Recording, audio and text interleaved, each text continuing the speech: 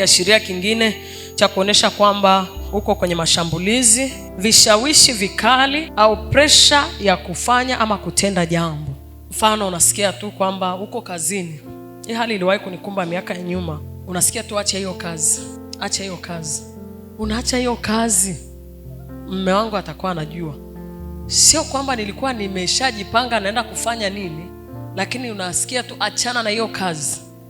Hujajipanga kwa chochote. Acha hiyo kazi. Na hiyo pressure ni unajikuta kama huwezi kuiresist. Na unaona ni sahihi. Unaona ni mawazo yako, ni akili yako, achana na hiyo kazi. Au ni kitu kidogo tu kimetokea, ni kazini, kwanza wamekuudhi, achana nayo. Kwanza hawakulipi vizuri, achana nayo. Anaanza kukuletea sababu ya vitu vingi, au hata nakuletea tu wazo zuri, anza hii biashara. Anza biashara, umekutana labda na idea ya biashara ni mtandaoni au ni mtu amekwambia. Yani unapata pressure ndani mwako, fanya. Au ni mkopo, ni habari za mkopo, anakupeleka hata na kwenye akili ya kwamba ni biashara, anakupeleka kwenye habari ya akili ya kwamba kakope. Nenda kakope ufanye biashara hii. Pressure, yani pressure inakuwa kali na unaona kwamba ni sahihi, ni kitu chema. Wakati mwingine hata katika kanisa ndio anakuambia chana na hilo kanisa, chana nao. Anakuinulia na chuki humo ndani, unachukia kila mtu, hama hilo kanisa, nenda mahali fulani. Anakupa hiyo pressure kabisa, unaona ni sahihi. Kwanza wameniudhi, kwanza wananifuatilia. Anakuweka kwenye pressure ndani ya muda mfupi, anataka ufanye maamuzi ya hicho kitu ambacho amekuletea.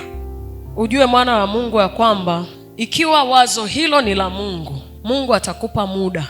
Vitu vya pressure si vya Mungu. Kama ni cha Mungu, Mungu atakupa muda. Muda wa kufanya nini? Muda wa kulifikiri hilo jambo vizuri. Muda wa kujiandaa. Yamkini unasikia ndani kwamba achana nao. Kwanza umesha kujifunza vya kutosha, nenda kafungue kanisa. Umepata hilo wazo. Au hata hajakwambia achana saa hiyo, unasikia tu ndani kwamba wewe ni mtumishi, unapaswa uende kafungue kanisa. Kama hilo wazo ni la Mungu, Mungu hata kwambia ondoka saa hii, nenda kafungue kanisa. Mungu atakupa muda wa kufikiri, Mungu atakupa muda wa kujiandaa. Mungu atakupa muda wa kujifunza. Mungu atakupa muda wa kuliombea hilo jambo ama hilo wazo ikiwa ni la kwake. Na kama ni la Mungu litamaterialize, yani kitawezekana hicho kitu.